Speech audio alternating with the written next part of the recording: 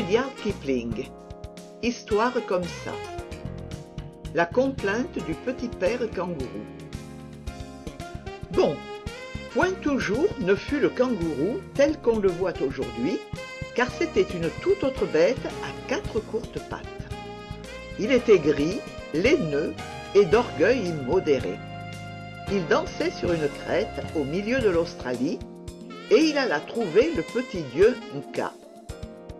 Il alla trouver Nka à 6 heures de relevée, disant « Fais-moi différent de toutes les autres bêtes avant 5 heures de l'après-midi. » Nka sauta en l'air, d'assis qu'il était sur un plateau de sable, et cria « Va-t'en !» Toujours gris laineux et d'orgueil immodéré, Kangourou dansait sur un rebord de rocher, au milieu de l'Australie, puis alla trouver le moyen dieu Nking. Il alla trouver Nking à 8 heures de relevée, disant « Fais-moi différent de toutes les autres bêtes, et très populaire aussi par-dessus le marché, avant 5 heures de l'après-midi. » Nking sauta en l'air, de coucher qu'il était dans son trou parmi les spinifex, et cria « Va-t'en !» Toujours gris, laineux et d'orgueil immodéré, Kangourou dansait sur une dune au milieu de l'Australie, puis alla trouver le grand dieu Nkong. Il alla trouver Nkong à 10 heures de relevée et lui dit « Fais-moi différent de toutes les autres bêtes. Rends-moi populaire et très couru avant 5 heures de l'après-midi. » Nkong sauta en l'air, de coucher qu'il était dans son bain du marais salant, et cria « Je m'en charge !» Nkong est là Dingo chien jaune, couleur de poussière au soleil et qui a toujours faim. Il lui montra Kangourou et dit « Dingo, attention Dingo, vois-tu ce monsieur qui danse sur la dune? Il veut être populaire et couru. Dingo, je t'en charge. » Dingo sauta en l'air, Dingo chien jaune, et dit « Quoi? Ça? Ce chat de lapin ?» Dardard fila Dingo chien jaune, qui a toujours faim, avec sa grande gueule en seau à charbon, sur les talons de Kangourou. Dardard fila le fier Kangourou sur ses 4 pattes comme un lapin. Et voilà mieux aimé la première moitié de l'histoire. Il fila par le désert, il fila par les montagnes, il fila par les salines, il fila par les grands joncs, il fila sous les spinifex, il fila sous les gommiers bleus, il fila si vite que les pattes de devant lui en cuisaient. Il fallait bien. Et toujours filer Dingo chien jaune, qui a toujours faim et qui rit comme un piège à rats, sans perdre ni gagner, sur les talons de Kangourou. Il fallait bien. Et toujours courait Kangourou, petit père Kangourou. Il courut par les arbres tis, il courut par la mulga, il courut sur l'herbe longue, il courut sur l'herbe courte, il courut par-dessus les tropiques du Capricorne et du Cancer, si vite que lui en cuisaient les pattes de derrière. Il fallait bien.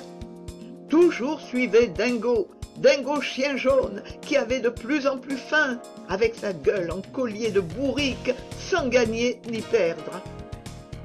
Et ils arrivèrent à la rivière Volgong. Or, il n'y avait ni pont ni bac, et Kangourou ne savait pas comment passer. Alors, il se mit debout sur ses pattes de derrière et sauta. Il fallait bien. Il sauta comme un kangourou. 1 mètre d'abord, puis 3, puis 5, tandis que ses pattes s'allongeaient et devenaient plus fortes. Il n'avait pas le temps de se reposer ni de boire, mais l'envie ne lui en manquait pas. Toujours suivait Dingo chien jaune, qui ne comprenait pas du tout et qui avait très faim, tout en se demandant ce qui diable pouvait faire sauter petit père Kangourou de la sorte.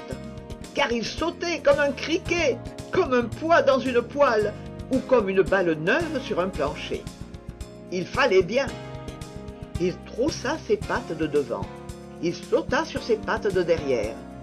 Il étendit sa queue toute droite en arrière pour former contrepoids, et il sauta par-dessus les dunes du Darling et les déserts d'Australie. Il fallait bien. Toujours courait Dingo, chien vanné Dingo, qui avait de plus en plus faim et comprenait de moins en moins, et se demandait quand diable Petit Père Kangourou aurait l'idée de s'arrêter. Alors s'en vint Kong, sortant du bain dans le marais salant et disant « Il est 5 heures ».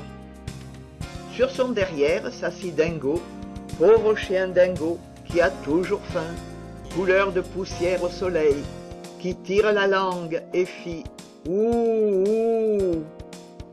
Sur son derrière s'assit Kangourou, Petit Père Kangourou, la queue toute droite sous lui, en escabeau à traire les vaches, et dit « Dieu merci, voilà qui est fini ».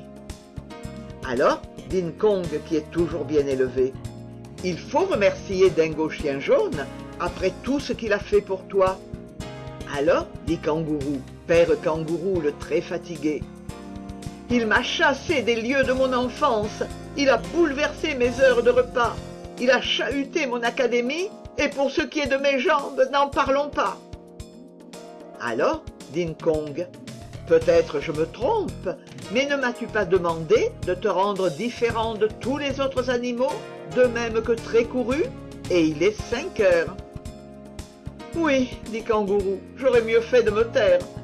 Je croyais que vous opériez au moyen de charmes et d'incantations. Mais ça, c'est une sale farce. » « Farce ?» dit Kong du fond de son bain sous les gommiers bleus. « Répète ça et je siffle Dingo. Cette fois, il ne te restera plus de jambes du tout. »« Non, dit le kangourou, mettons que je n'ai rien dit. Il y a jambes et jambes, pas besoin d'en changer encore. Je vous remercie si c'est pour moi. Je voulais seulement expliquer à votre seigneurie que je n'ai rien mangé depuis ce matin et que je me sens fort à jeun. »« Oui, dit Dingo, Dingo Chien Jaune, je me trouve exactement dans le même état. C'est grâce à moi qu'il est différent de tous les autres animaux. Mais qu'est-ce que je pourrais bien prendre pour goûter ?» Alors, Kong dit, du fond de son bain dans les marais salants, « Venez me demander ça demain parce que je vais me laver. » De sorte qu'ils restèrent tous deux au milieu de l'Australie, Petit Père Kangourou et Dingo Chien Jaune, et chacun dit « C'est ta faute !»